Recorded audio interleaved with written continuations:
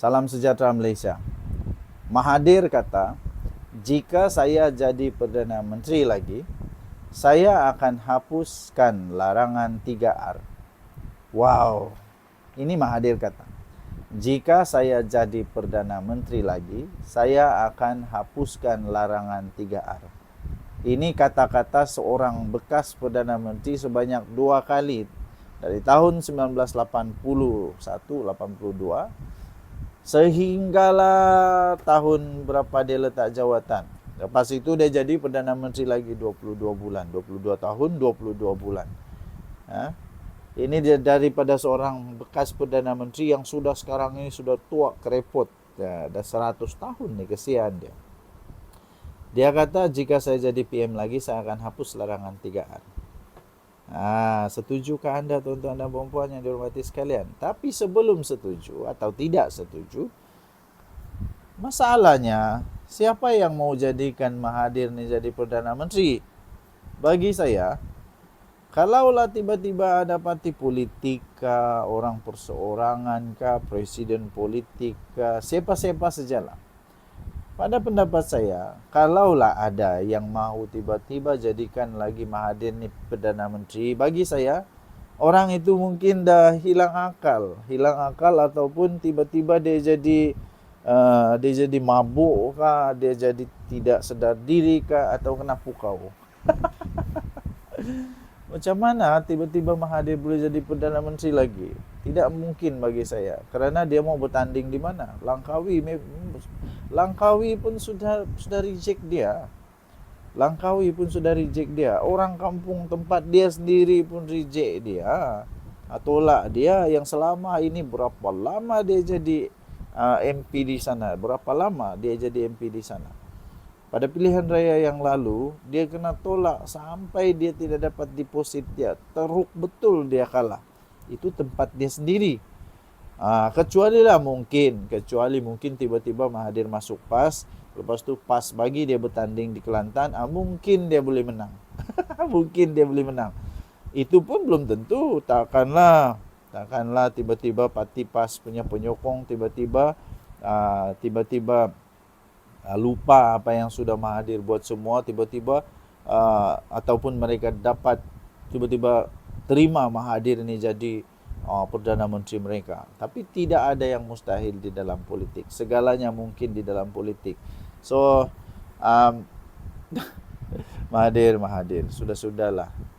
Jika saya jadi PM lagi, betulkah Mahathir boleh bagi kebebasan bersuara? Bagi saya ini patut dikawal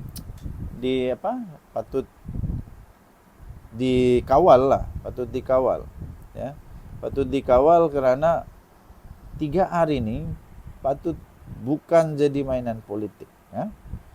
Mahathir yang akan mencecah usia pada 100 tahun pada 10 Julai ini berkata langkah itu adalah perkara pertama yang dia lakukan jika dia diberi peluang memimpin negara sekali lagi.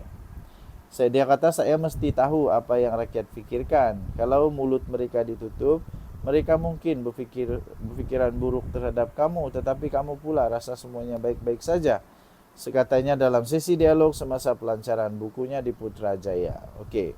Bagi saya, semua boleh diperkatakan, semua boleh disebut, semua boleh. Tapi 3 perkara ini jangan. Ini bahaya. 3R ini jangan. Takkan nak mainkan isu religion pula, agama. Takkan kita mau mainkan isu bangsa pula, race. Takkan kita nak mainkan isu raja-raja pula. Jangan. Ini jangan. Ini memang sudah tersurat dan tersirat di dalam perlembagaan kita. Jangan. Okey, tinggalkan komen anda. Tinggalkan komen anda, apa pendapat anda. Bagi saya tidak setujulah. Mahathir sepatutnya janganlah menjadi Perdana Menteri lah. Kerana dia sudah tua, badan dia sudah lemah. Bukan kerana otak dia, tapi badan dia sudah lemah. Dan lagi satu, dia tidak ada lagi sokongan daripada tempat dia sendiri. Ini bukti kan. Okay. Apapun, di negara kita demokrasi, semua orang boleh berikan pendapat Yang penting pendapat itu tidak menyalahi undang-undang, tidak memfitnah, tidak menghasut dan sebagainya. Kita jumpa lagi. Bye-bye. Salam sejahtera Malaysia. Akhirnya Rafizi sekali lagi beri bayangan akan lepas jawatan Menteri Ekonomi. Wow. Tuan-tuan dan puan yang dihormati sekalian. Anda setujukah anda sekiranya Rafizi Ramli meletak jawatan sebagai Menteri Ekonomi? Wah. Timbalan Presiden PKR Datuk Seri Rafizi Datuk Seri ke dia ni? Datuk Seri Rafizi Ramli sekali lagi memberi bayangan bahawa beliau bersedia untuk melepaskan jawatan dia. Sekali lagi memberi bayangan bersedia untuk meletak jawatan. Ini lighting ke sebagus sikit. Okay. Bersedia untuk berundur dari kabinet dengan menyatakan perkhidmatannya Menteri Ekonomi mungkin tidak lama. Wow. Beliau menyatakan perkara itu ketika menekankan bahawa kesinambungan sesuatu dasar tidak seharusnya bergantung kepada pentadbiran semasa atau kehendak peribadi ahli politik tertentu. Beliau berkata, kehadiran saya di sini bersifat sementara.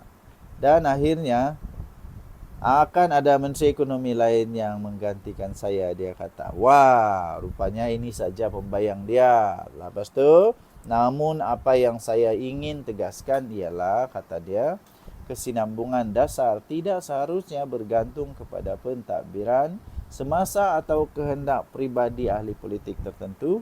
Katanya ketika berucap pada persidangan Rakan Kongsi Perniagaan dan Pelaburan Zon Ekonomi Khas Johor Singapura JSZASEZ di sini hari ini.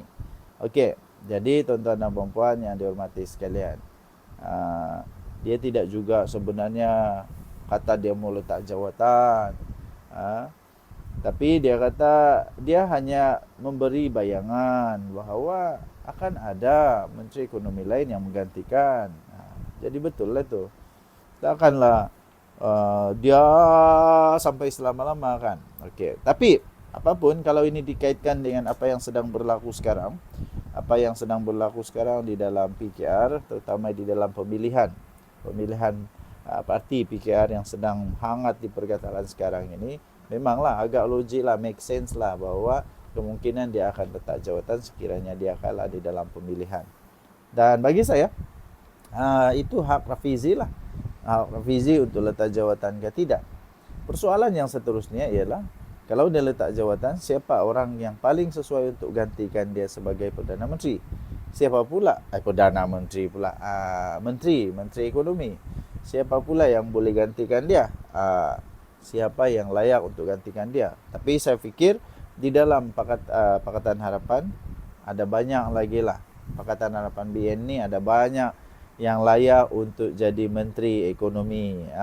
Jangan pula dalam Perikatan Nasional. Dalam Perikatan Nasional saya tidak tahu siapa yang boleh jadi Menteri Ekonomi. Saya pun bingung, fikir dalam, saya susah untuk fikir. Tapi mungkin ada, cuma saya tidak nampak siapa di dalam PN lah. Okey. Inilah yang berlaku di dalam dinamika politik negara Malaysia sekarang. Ini tidak boleh ditolak, ini tidak boleh dielakkan, ini berlaku. Di mana-mana parti politik ini tetap akan berlaku. Itu nama dia dinamika politik, perubahan-perubahan politik semasa. Okey, jadi segala-galanya bergantung kepada masa. Kita tengok sajalah apakah Rafizi akan benar-benar letak jawatan sekiranya dia kalah di dalam pemilihan ini. Kita tunggu dan lihat. Dengar Nadi Suara Rakyat bergema di channel ini. Bye-bye.